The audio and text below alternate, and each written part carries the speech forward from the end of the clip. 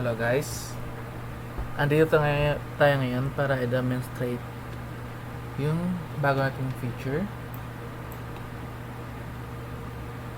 yung multiple profile. Para i-configure yung multiple profile, user profile para sa Vendo Wifi natin.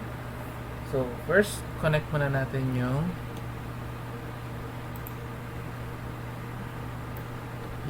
Vendo Wifi sa USB. So, connect natin sa USB. Ngayon, kailangan natin iset siya into config mode. So, paano mag-set sa config mode? Pilitin na natin yung reset button. Tapos, press natin ito. Yan. Papasin nyo, naka-config mode na siya.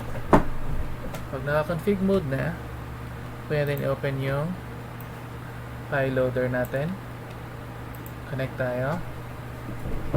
So, check natin yung config. So, yung dinagdag natin dito is yung sa user profiles. As you can see, dito sa bawat denomination or coin pulse na sinisend, pwede tayo maglagay kung anong gusto natin na user profile. So, pag 1 peso, R1. Pag 2 peso, R2. 3 peso, R3. And so on. So, ganun lang paglagay ng ano. So, kung wala dito nakasulat or yung default, in which yung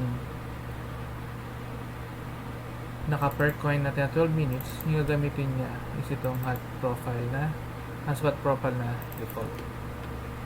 So, save na natin yan. Tapos, tayo sa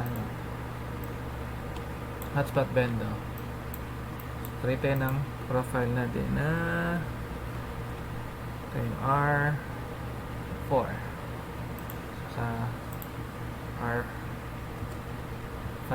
So basically, nagdidepende lang sila sa scripts kasi pwede nyo ilagay yung validity ng code.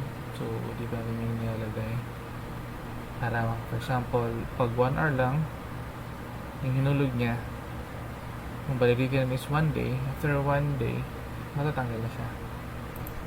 So, yan. Okay, try na natin.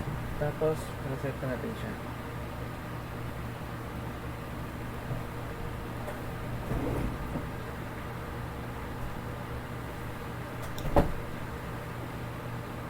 Okay, try tayo maghulog ng piso.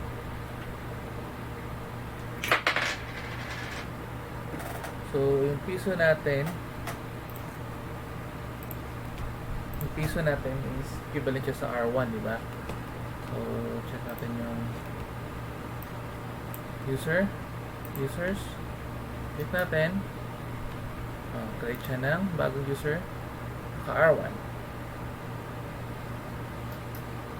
Try natin ang dalawang coin, which equivalent siya sa R2.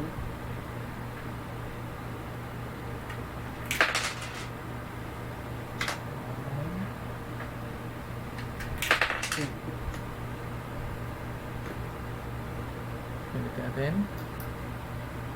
So, meron tayong R2. Tatlo. So, basically, wala po tayong limit kung ilang profile na gusto nyo ilagay.